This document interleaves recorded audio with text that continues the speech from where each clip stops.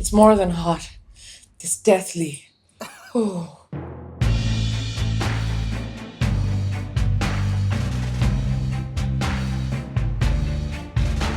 Hey, what's going on, everybody? For First We Feast, I'm Sean Evans, and you're watching Hot Ones. It's the show with hot questions and even hotter wings.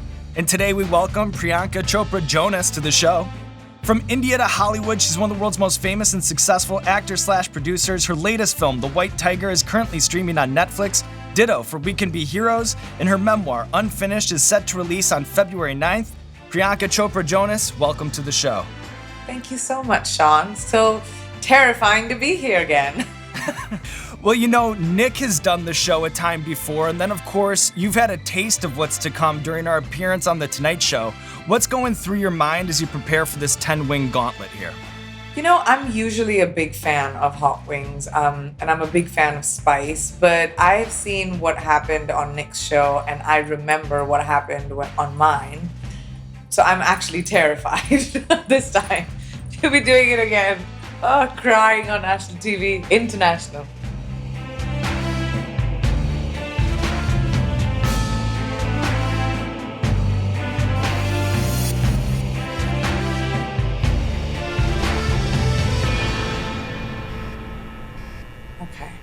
Okay.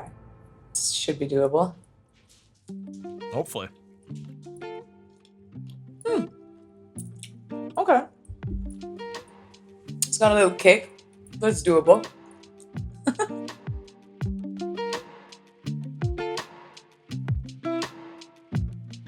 So your new film, The White Tiger, tells a distinctly Indian but universal story about poverty and what it can do to push a person to break through these fixed class structures. How would you describe the master-servant relationship? Like, is it just as simple as rich, powerful people taking advantage of the poor, or is it more complicated than that? Well, the complexity is something even I can't claim to understand for sure, because every country, every culture has its own dynamic. But the universality of this story is the socioeconomic difference that exists all over the world. And that divide is only increasing. The story happens to be based in India, but it definitely is, sort of self-reflection narrative of being able to pull yourself, if you can, out of the vortex of, that vicious cycle. And this is just like an entertaining, sarcastic perspective on that. That's actually really good. I need one of those in my house. Hey, keep it.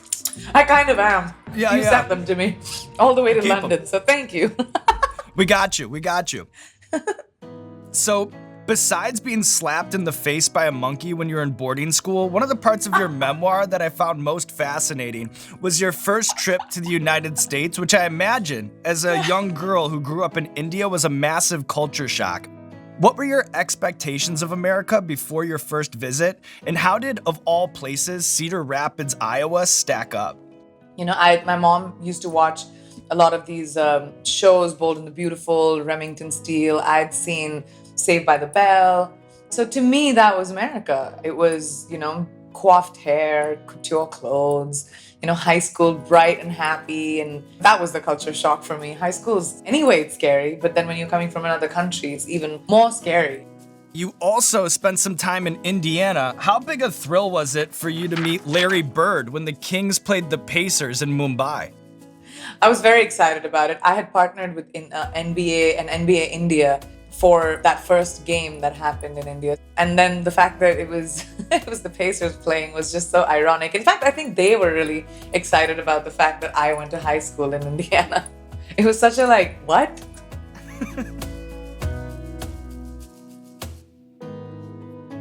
Good stuff so far. Enjoy it while you can. I know how this game goes, Sean. So you're coming to us right now from London, but I know that you've spent more than your fair share of time in New York City. Between those two cities, London and New York, which one does Indian food the best? There's such a large diaspora of Indian people in London and in New York that if you go to a right place, then, you can get really authentic Indian food. But I've had some amazing Indian food in London, really, really great. For people who are stuck in a holding pattern of just ordering chicken tikka masala or vindaloo every time they go to the curry house, is there a widely available dish or two that you'd recommend for people trying to break out of that? I would recommend biryani. It's really great. It's like rice with, you can have it with meat, you can have it with chicken, you can have it as vegetarian, but it's like lots of little things mixed in it. You should try dosa. That's from the south of India. North of India, you should definitely try the kebabs and the chaat. That's great. For the uninitiated, how do you explain achar? Okay, great. So achar is basically pickle, but pickled with spices. So you can make achar out of anything. My favorites are garlic, chili, mango, lime. You can make it out of anything and it's amazing. And it's like a condiment that goes with all food. Hellfire. That sounds scary. Okay.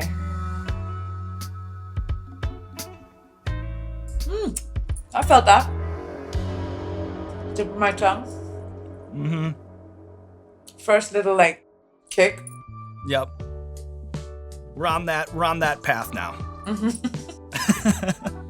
I can see it.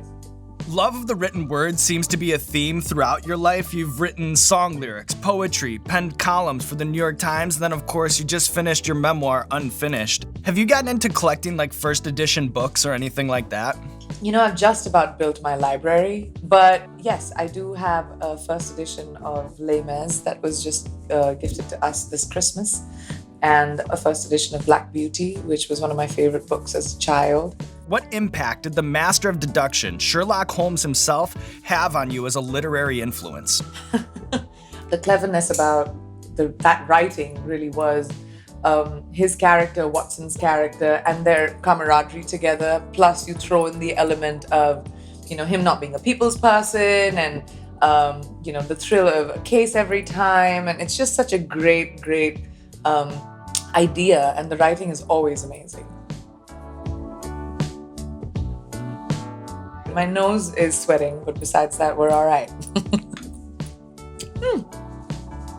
That was really good too. Digging it. So far, so good. Mm-hmm. All right, Priyanka Chopra, we have a recurring segment on our show called Explain That Gram, where we do a deep dive on our guest's Instagram, pull interesting pictures that need more context. So I'll show you the picture. Okay. You just tell us the bigger story. And then first things first, we have a hot sauce buffet on the set of Quantico. How did your love affair with hot sauce begin, and do you have any go-to labels?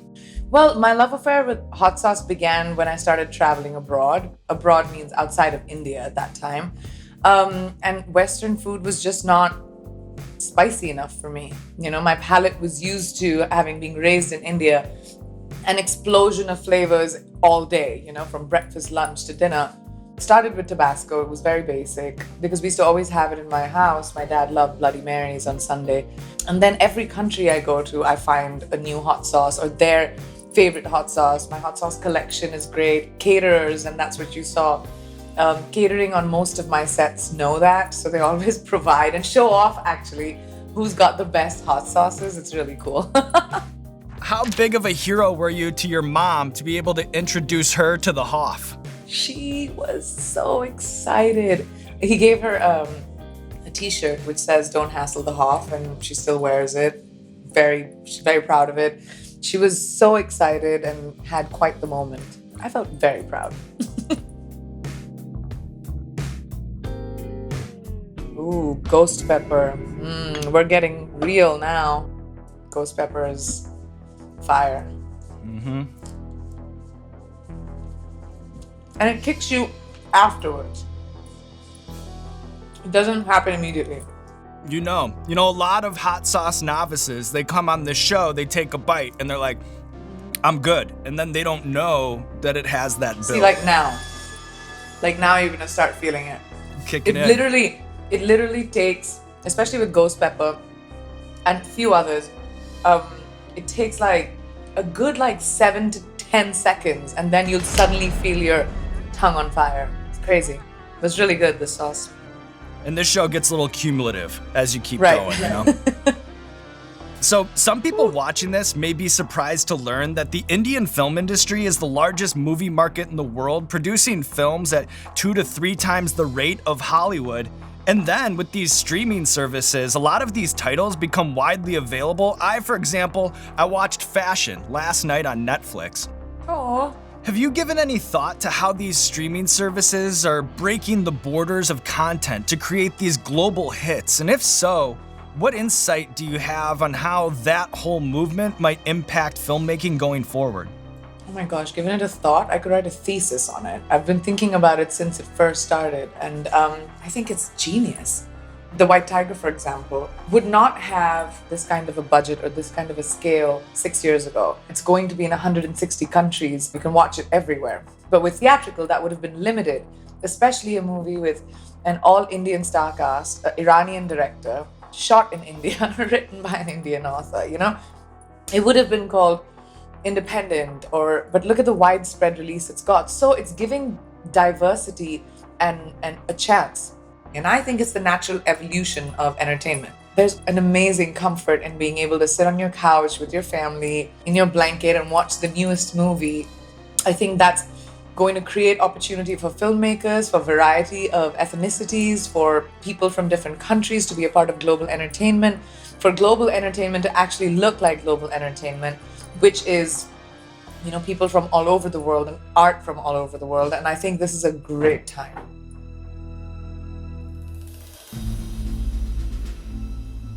Okay, I'm scared already.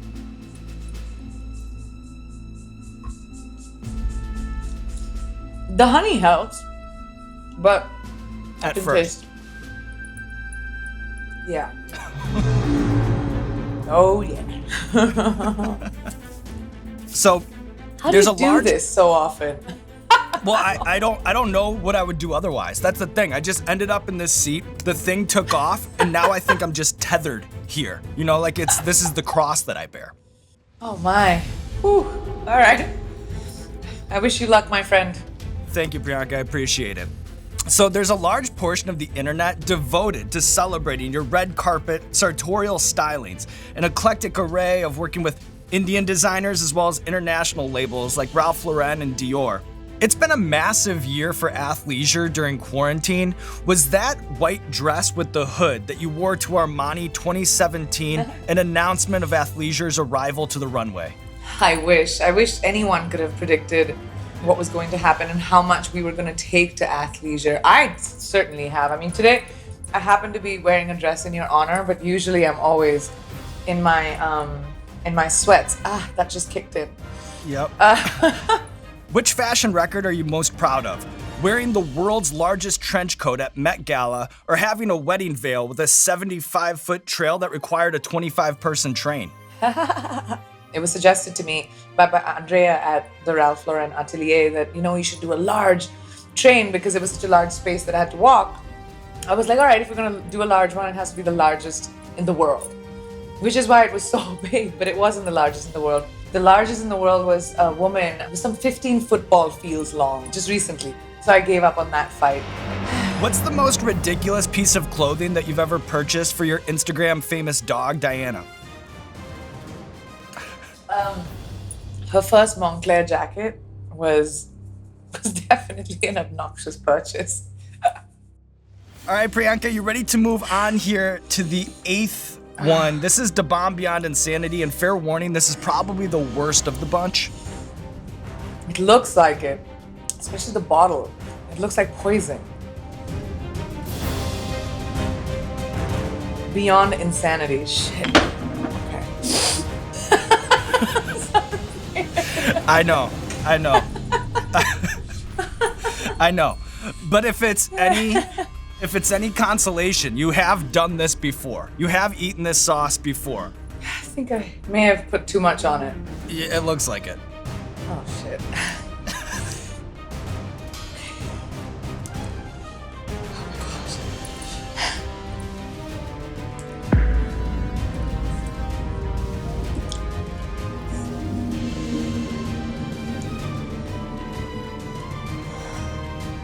Go. Sometimes you just have to laugh. Sometimes you just have to laugh. Oh my gosh. I know. So we've had many seasoned travelers on this show, but I think you take the cake. I heard prior to last year, you were doing the LA to Mumbai round trip every 2 weeks. Do you have a jet lag hack that actually works? Oh my gosh, I'm gonna faint. I know. Yes, the jet lag hack that actually works is when you get onto a long flight, sleep according to the time of the country that you're going to land into. And that's all I can say. But that really works. I get the sense that you're a big beach person. If you had to pick one of the places that you visited, which has the most majestic coastline? Maldives, Fiji, Mauritius, Turks and Caicos. I love the beach. Oh, dying. That was crazy. Well, if you think that's crazy, Yeah. we have 2 more to go.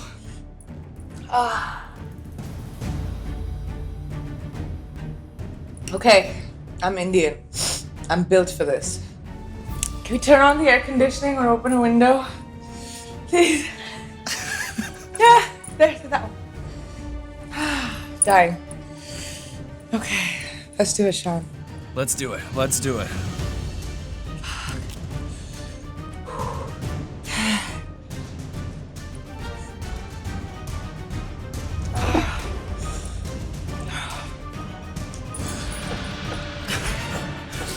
So Priyanka, you've touched so many different projects which have reached audiences all over the world.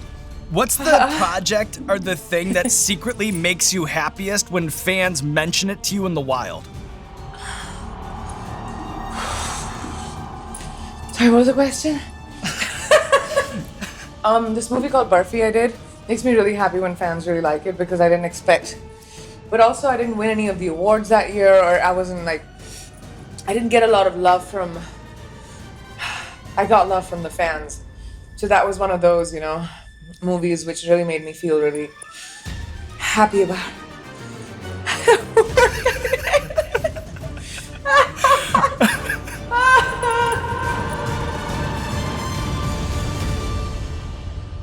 All right, Priyanka Chopra, this is the last dab Apollo, last wing, last question. We were almost at the finish line. God damn it. Okay. Just needed to get it out. Yep. Oh my God. Okay, what's this called? Apollo. Apollo. I'm saying. Somebody get that damn phone. I can't. The walls are closing in. I They're know how it caving in goes here right at now. the end. Yeah. Oh gosh. My temperature. I really want to check my temperature. I got it. Last one. Last Are you one. doing it? I'm right here with you. Cheers, Priyanka.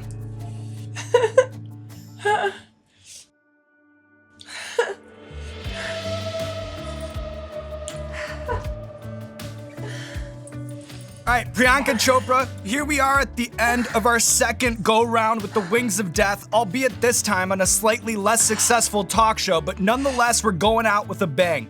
I know that you broke onto the scene at 17 years old when you were named Miss World India, and then you won Miss World the following year. And my favorite quality of beauty queens is that they're able to answer any question with confidence, even though if it's impossible for them to be an expert on it. So with that in Such mind, an asshole move. Sorry. my question to you is this. What, in your opinion, is the essence of hot sauce, and do you find it to be a force of good or a force of evil? I think the essence of hot sauce is the people who made it. And I think the people who made it, this is a testament to who you really are. If you want to spread goodness, you want to spread evil in the world. And I should be crowned for that answer. Put the crown on her head, Priyanka Chopra Jonas, the queen of Hot Ones, Miss Hot Ones 2021. And now there's nothing left to do but roll out the red carpet for you, Priyanka Chopra. This camera, that camera, probably just the one you're looking at. Let the people know what you have going on in your life. I have a movie that's out on Netflix called The White Tiger. You must check it out. Another one called We Can Be Heroes, which you haven't checked out, you should. And my memoir, which is called Unfinished, even though right now I feel like I am finished. You should check that out too. And if I'm alive, I may see you back on the show. Sean. Great job, Priyanka. Great job. Bye. Bye, everyone. Woo. Thank you so much. Bye, Dominique. I'm gonna go find my breath. Whew. Hey, what's going on, Hot Ones fans? This is Sean Evans checking in to say thank you so much for watching today's episode. If you enjoyed it, maybe like it. Maybe throw us a subscribe even if you're feeling generous. And as long as you keep watching, fuck it, I'll keep eating.